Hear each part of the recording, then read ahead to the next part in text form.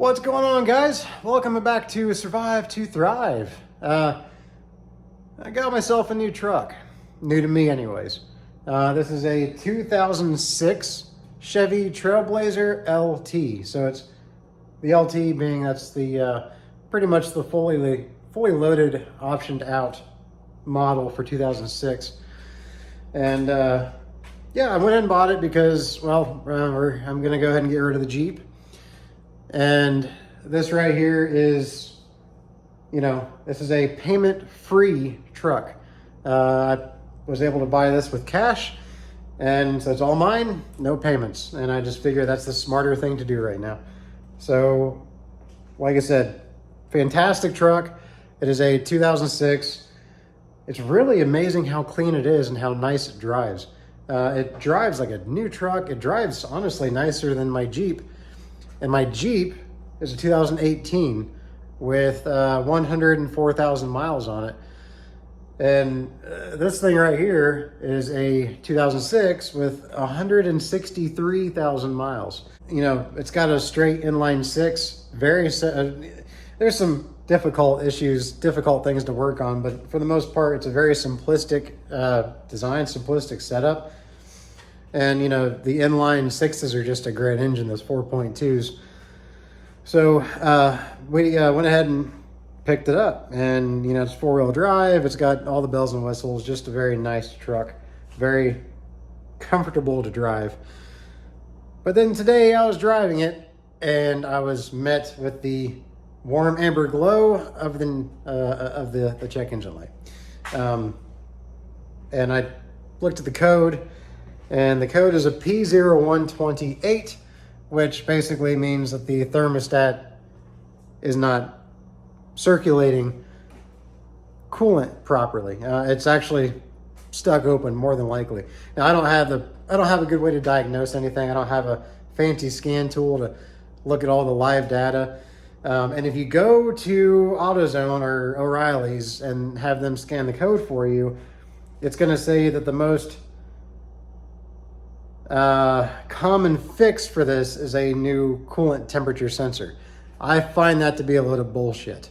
And the reason I say that is because it just doesn't make sense. To me, it makes a lot more sense that it would be the thermostat itself simply staying open. And because what it is it's the code is for basically the coolant temperature is not reaching proper operating temperature. It's not overheating, but it's not reaching, it's staying too cold basically for too long. It'll eventually get there. The gauge works too. The gauge reads accurate. So again, another reason why I don't think it's the sensor. But the thermostat, I feel like it's a thermostat. I just feel like it's a thermostat that, when you look online, that's really the most common cause for that code is simply a stuck open thermostat. So we're going to change the thermostat. Right now I don't have the part with me. It's kind of late at night, but I'm going to go ahead and start tearing it down so that when I get the part tomorrow, I can just throw it in. It's not too tough to get to from what I can see, but we're going to work on it. But let me show you around the truck a little bit. Like I said, I'm really amazed and impressed with how clean it is. There it is, guys. My 2006 Chevy Trailblazer 4-wheel drive LT. Like I said, very clean. The color is a blue. It looks a little silverish, but it's actually blue. But very clean interior. Let me see if I can get, let's see, yeah.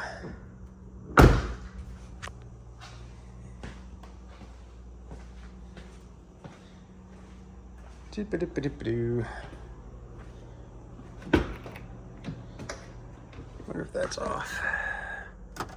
Oh, there it goes. Okay. Yeah, very clean interior inside. Very clean interior. It's got the Bose sound system. It's even got a DVD player, which is pretty impressive. I've never seen very many of these Trailblazers with a DVD player, but this one's got it. Like I said, this blue, though, I really like the blue. Again, this is a color that I've never seen this in, but it has it.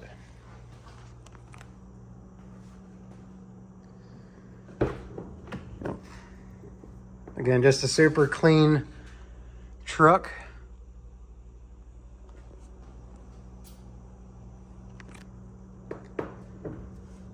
And plenty of room.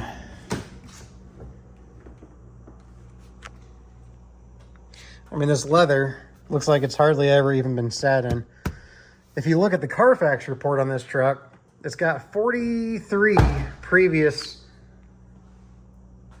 histories on it. Oh, did that turn the light on? Yeah, it did. Okay. It's got 43 previous service history records on this truck.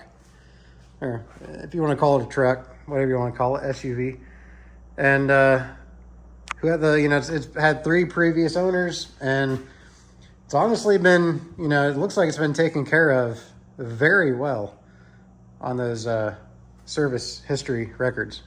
Now, I did have a little bit of a scare today, and this is kind of a warning for anybody if you just buy a vehicle and something happens, And I'm not even annoyed with the dealership. The dealer I bought it from, the dude was super cool, and he even he even helped me out a little bit today.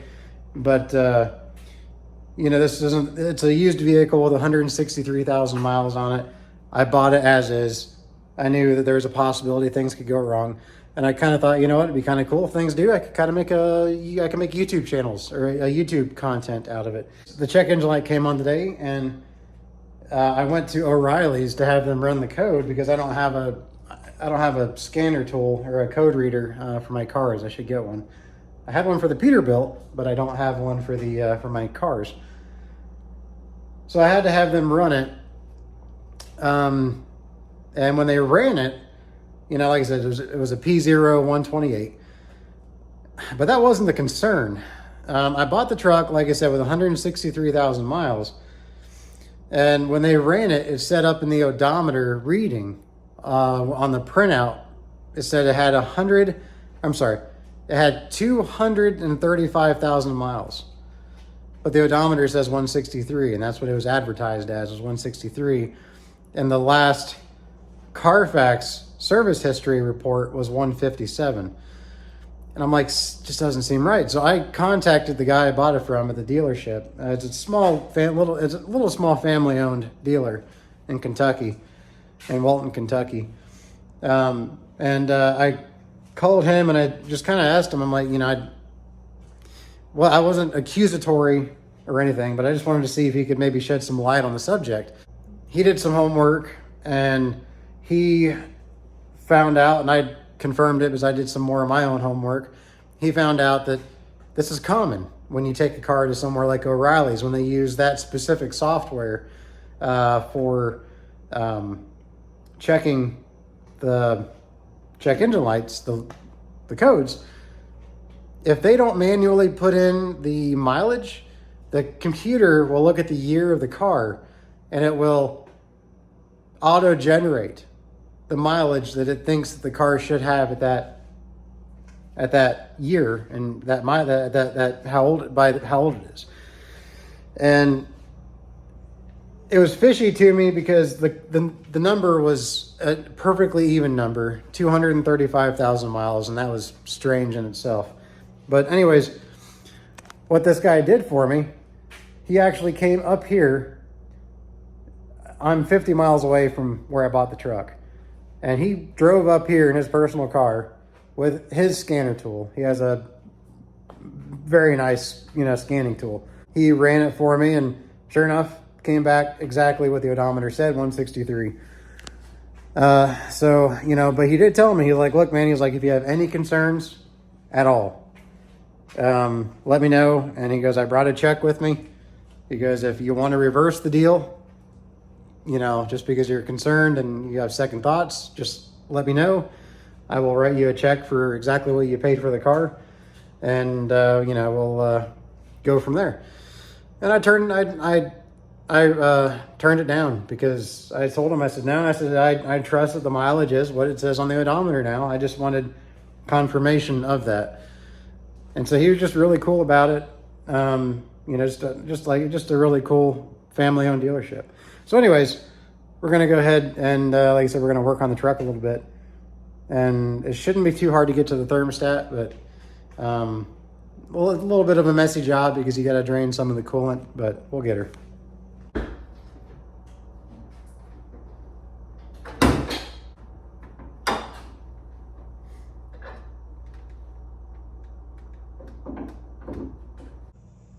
All right, so down there somewhere behind the alternator is where the thermostat housing resides. So we just got to take apart, from what I understand. Right down there is a tensioner pulley, and it just takes a typical 3/8 drive ratchet. You can stick down in there and release the tension on the belt. Then you take the belt off from around the alternator here, and then there's a bracket right here you got to take off. So we can find another flashlight here. All right, that's better. So right here, there's a bracket right here. This bracket has to come off. It's got a bolt here, bolt right here. I think these are 15mm bolts. This is a 10mm bolt right here. And then there's another 15mm bolt right there. If you can see it in there somewhere. But yeah, like I said, if you can see a little better, you can see right down here, you can see the tensioner. There we go. Tensioner pulley right down there where I'm pointing to. And then you just release that tension, and then you take off the alternator. So it really shouldn't be too bad of a job. So let's go ahead and maybe at least get to taking it apart, and then tomorrow I can go buy the thermostat and go from there. All right, so you can get a good shot of it in there. See, we just got the pry bar. I've got a breaker bar on there, 3/8 breaker bar. Just gotta, I might need to use 2 hands though for more leverage, but yeah, you just kind of get in there and pull it towards the driver's side, and then that'll loosen the tension. First off too, let's not forget to disconnect our battery just to be safe. Using a 15mm on here. Couldn't find a 15mm with a 3/8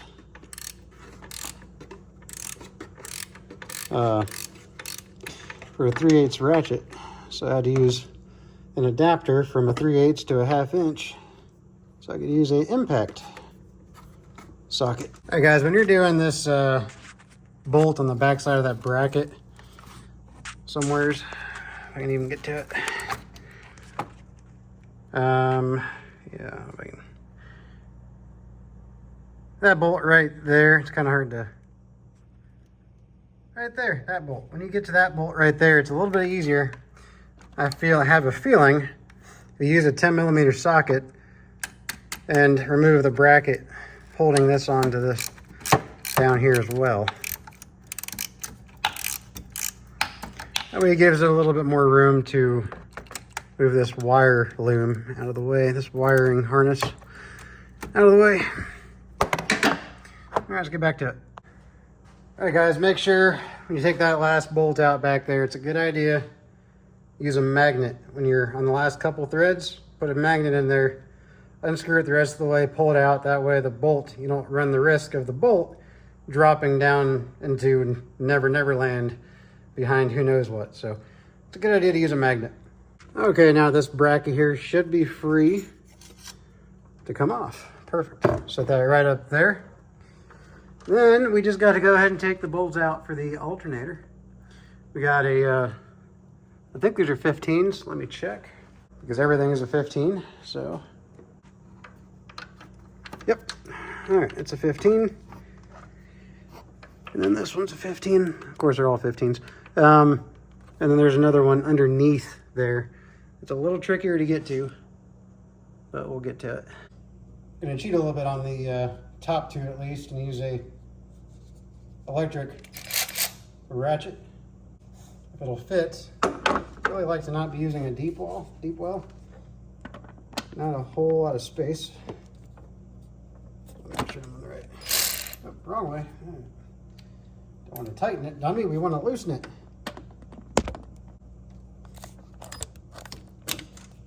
Okay, hang on. Maybe I need to use a ratchet an actual ratchet for a little more leverage.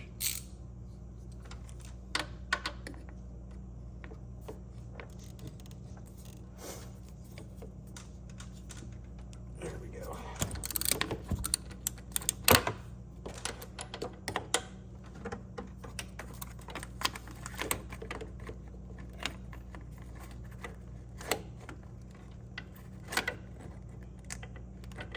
Well, even though this isn't a super new vehicle, it's still a pretty tight engine compartment. All right, I don't want to break that AC line. There we go. There we go. All right.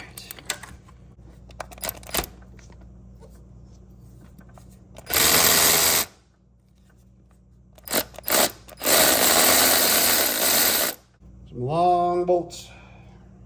Really wish I had a shorter 15 millimeter, but I don't. Some reason I don't know where mine is. I swear the 15 is my version of a 10. I can never seem to find a 15 when I need one. So if anybody wants to send me a 15 millimeter socket, preferably a 3/8 drive, I'd be more than obliged. And we got one more bolt to take off at the bottom that might be easier to get to from the wheel well. So let's check it out. Okay guys, I gotta be honest, that alternator was not an easy one to get out.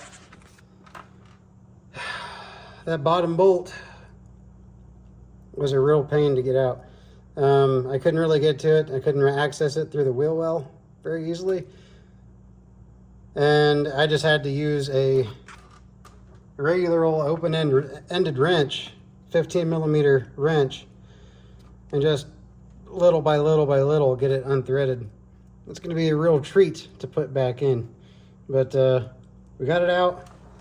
It's a right here you've got a 10 millimeter nut that comes off of there to take that hot wire off, and then of course you've got I can get it out. You got the connector, the plug, the pigtail that plugs into right here. You gotta take that off, of course. All right, let me pull that the rest of the way out, and then we can get better access to the thermostat housing. All right, guys, we got the bolts out of the thermostat housing. It's easier just to go ahead and let it drain out of there a little bit. And then I've got a catch pan under right there. So we're gonna let it kind of drain out a little bit. I'm gonna loosen it. Well, both bolts are out of it, so I'm gonna go ahead and just kind of let it drain for a minute, and then we'll kind of pull it out slowly and just let it drain as controlled as we can. All right. Oh, there it comes. There it comes. Oh yeah. All right, guys, we're back at it this morning. A little bit more rested and rejuvenated. So let's go ahead and finish up the job that we started last night on the Trailblazer. I'm beginning to think that it's not the thermostat, which really sucks because that thermostat was a headache and a half to get to. But my second thing that I was thinking maybe it could be is a high pressure switch for the AC system, because the fan is running continuously.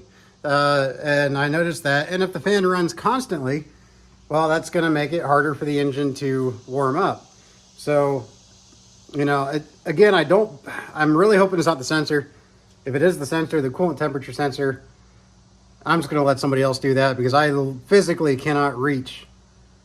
It's just not, it's not worth my time taking as much apart that I need to take apart to reach the plug for the sensor. It's in such a dumb place. And then the way they have it designed, it has a locking clip, and the locking clip is facing the firewall. And it's just, you know, you've got to blindly figure out how to work the locking clip and pull the locking clip out and then finagle the switch apart. So I'm just not even going to worry about that. Hopefully it's not the sensor. The sensor itself looks new. Like if you look on the side of the block, because of where it is, I was looking at it yesterday, and you know the brass where you put the wrench on to screw it in. That looks still shiny new. The plastic looks like it looks like a brand new part. The reason I don't think it's a thermostat is because I took the thermostat out, and what I did was, one way you can test the thermostat, which, I mean, if it's already at the thermostat, it's a $30 part. So, if you go through this much trouble, you might as well throw a new one in anyways. So that's what I'm gonna do, just to be safe, just for the heck of it, to see. But what you can do is you take the thermostat out and you just simply stick it in a pot of boiling water. And if it opens, it was interrupted by my daughter. But anyway, if you throw it in the pot of boiling water, if it opens like it's supposed to, then it will, and you can see the thermostat open. And of course, when I took it out of the block, the thermostat was in the closed position, and it was firm. The spring was good, so I don't think it was a thermostat. But what is leading me towards, and of course, this is what you call a parts cannon job. I don't have, like I said earlier in the video, I don't have the proper diagnostic equipment. Just being by myself in the garage, I don't have that kind of equipment. So that's what I do. I mean, these parts are relatively cheap, so that's a good thing. Like I said, I mean, except for the sensor. The sensor's cheap, but the labor to get to it will add probably be twice as much as the part, more than that. So anyway, as far as what I'm thinking, after I, notice that the thermostat looks decent and seems to be operating properly, like I just said, the engine fan, the cooling fan, is on continuously. As soon as I start the truck up, the fan comes on, even with the air conditioning off. I made sure the HVAC system is 100% off, and the AC system keeps coming on regardless. So what I'm thinking is it could just be a bad high pressure switch. That would set the fan off constantly, and then the fan running constantly would set off a 128 code.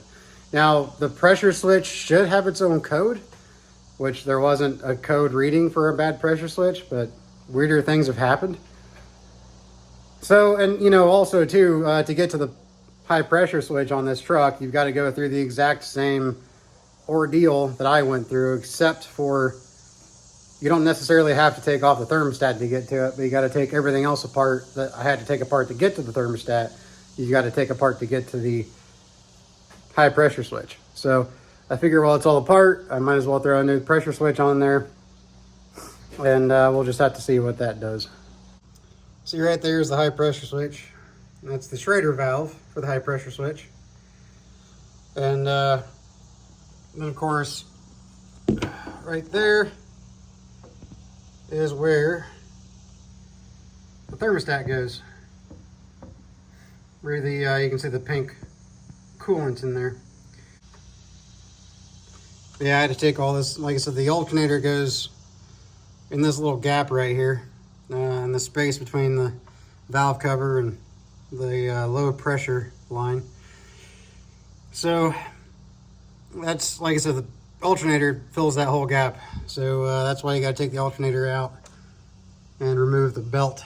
So, all right, we'll go ahead and throw the high pressure switch on. Now that red wire right there, that goes on the back of the alternator, and that's a 10 millimeter nut, if I didn't say that before.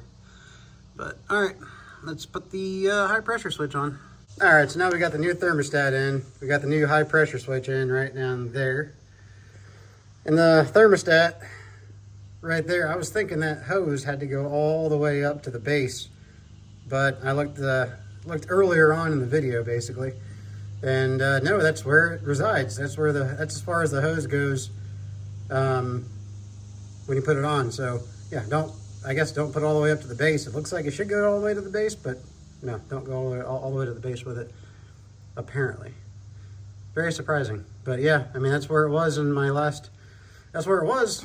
So that's where we're gonna leave it. If it leaks, then we'll do something about it, but as long as it doesn't leak, then we'll be all right. All right, guys, well, we lost a bolt down there in the abyss somewhere. No place is open that has these bolts, so it's the bolt that goes in the ears. There's 3 bolts, and I'm missing one now. So what we're gonna do is we're just gonna use 2, and basically how this is, the belt pulls tension against the alternator in the direction towards the passenger side. And so I'm going to go ahead and put a bolt in the rear ear and a bolt in the bottom. And then the belt will kind of add tension to this ear and keep it tight against the block, so against the bracket and everything. So we're just going to go that route, and then later on sometime I'll get another bolt to throw in there. But yeah, it's just a pain in the butt. It's down there somewhere. I heard it hit it somewhere. It'll probably fall out going down the road. My tire will find it, but that's what it is right now. So let's go ahead and get this finished.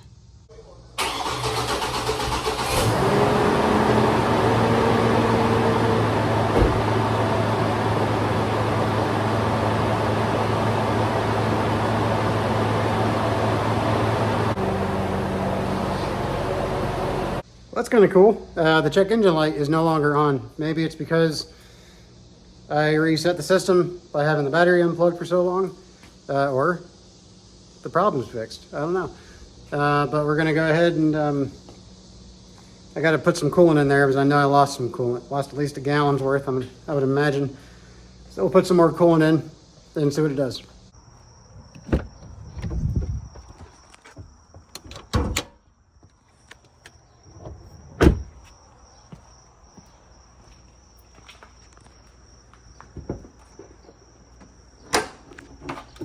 All right, guys, went ahead and got it all back together down here. A little better light outside.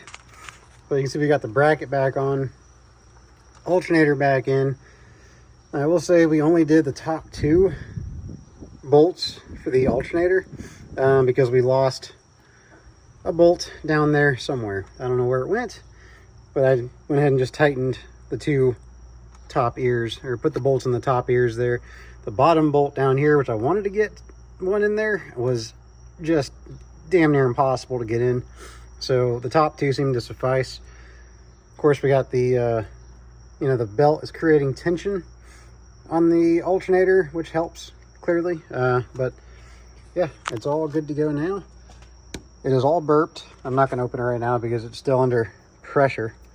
It's still hot, so I don't want to open up the radiator at the moment.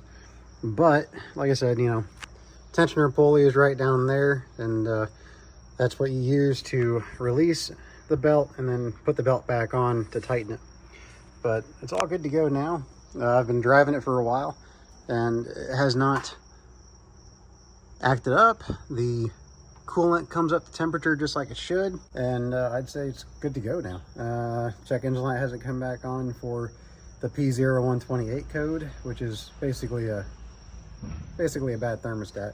So like I said, we got the new thermostat in there. I was having my doubts that was going to correct it, but I'm kind of wondering if when it was under pressure, even though the thermostat was closed when I took it out, maybe possibly it was under pressure. When it is under pressure, maybe some water was able to or coolant was able to escape through the seal on the thermostat, not allowing the engine to cool. But also, like I said, I replaced the high pressure switch too, because I'm pretty sure the engine fan wasn't kicking off. So I replaced the high pressure switch because that was easy to get to when I had everything taken apart. So it could have been either one of those parts, I guess. But whatever I did between those 2 parts seems to have corrected the issue. So I'm pretty happy about it. A lot of these bolts were pretty tough to get to. There's a bolt back there that was really fun to get to. Yeah, just got to remember to get everything put back together the way it was when we found it. All right, guys, I don't know if the problem is fixed or not, but the temperature came up a lot faster, and it came all the way up to 210 degrees, where it should be. So I don't know, problem might be fixed. It wasn't, when it was idling before, the temperature wasn't coming up to 210, it was only going to about 170. So, may have been an issue with the thermostat. Could have been. Now this time too, like I said, I put the new high pressure switch on, and the engine fans did not stay on continuously. Once I started to rev it up, the engine fans shut off. So I think that that could have been the high pressure switch. Hang on. And the check engine light's off now too. can stop it. See, there it goes. Right there at 210 where it should be.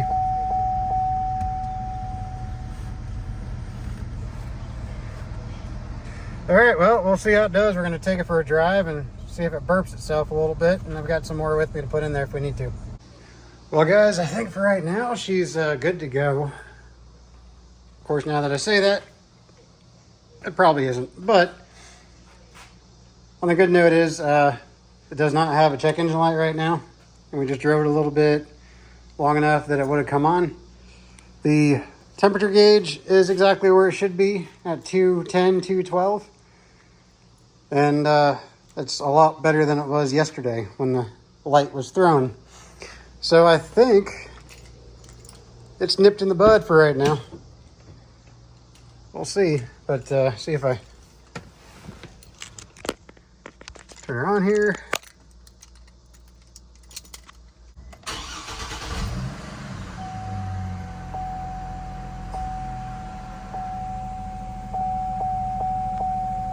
Exactly where it should be.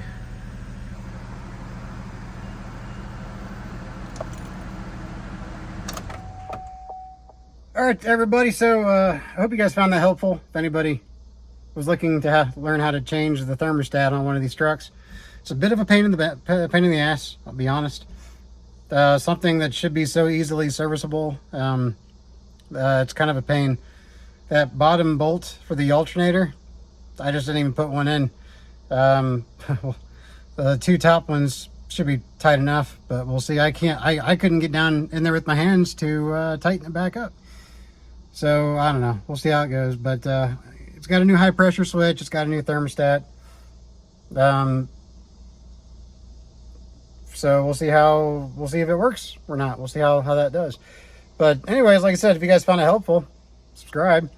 We'll probably be doing more videos like this because it's an older truck and it's a Chevy, so it's going to need some work from time to time. But hey, the good thing about it is that it's paid for, which is nice. There's no payment on this truck.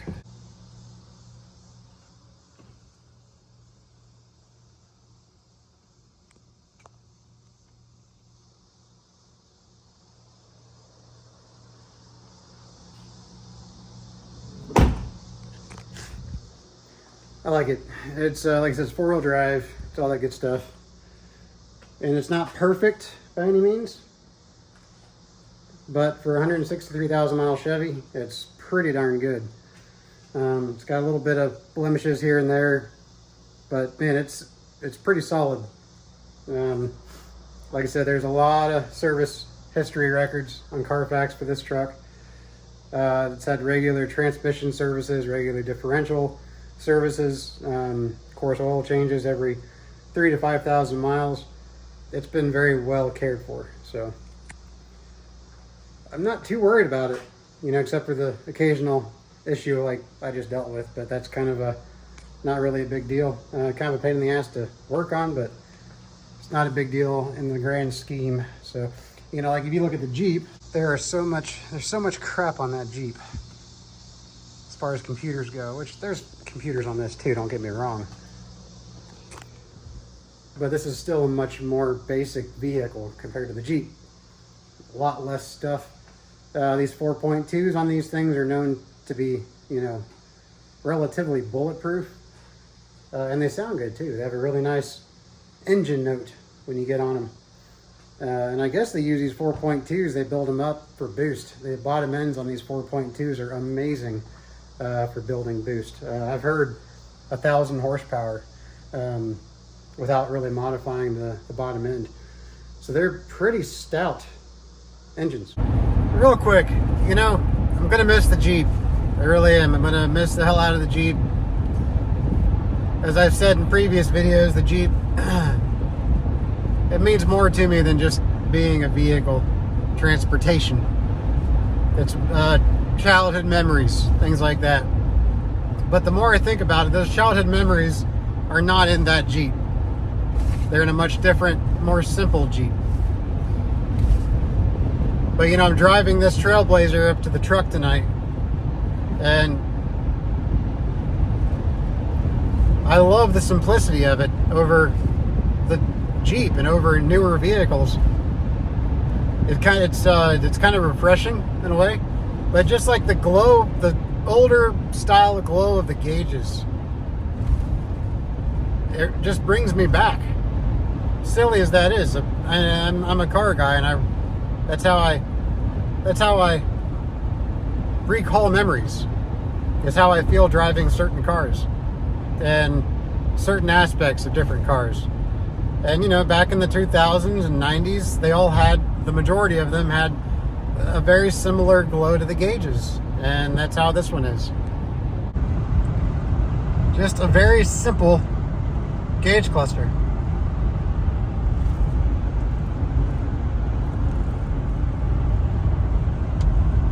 I don't know why, I just really like it. Now I don't understand the that light orange glow right there of the security light. I don't understand it. It's in person, it's a very, very, very dim, faint light, and I don't really get it. When you turn the car on, it's full bright until it does its cycles through the computer and checks everything, but then it just goes to that. It's kind of weird, kind of stuck on. I don't know why. Very dim. But besides that, though, like I said, I mean, it's just a very simple truck. But all right, guys. With that, anyways, I just had to kind of insert that into the video. It's kind of cool. I like it, and this thing rides amazing. It rides so much nicer than the Jeep, and I attribute, like I said, a lot of that to the independent front suspension. And you know, it's just more of a road highway driving vehicle than the Jeep was. But anyways, guys, y'all have a good one out there and stay safe again. Like I said, keep surviving to thrive. I'll catch you guys in the next video.